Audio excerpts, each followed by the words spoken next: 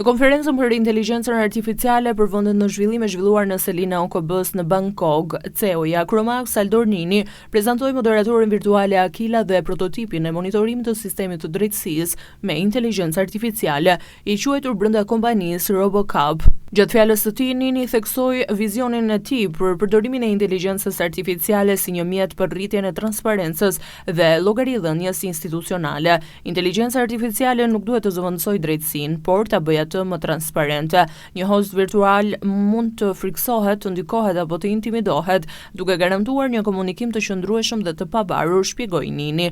Pjesa qendrore e prezantimit ishte modeli i monitorimit të sistemit të drejtësisë, që mundëson analizimin e vendimeve të policisë, prokurorisë dhe gjyqtarëve në kohë reale, duke identifikuar mospërputhje me ligjin dhe procedurat. Sistemi është projektuar të jetë i aksesueshëm jo vetëm për institucionet mbikëqyrëse, por edhe për personat e akuzuar dhe familjet e tyre.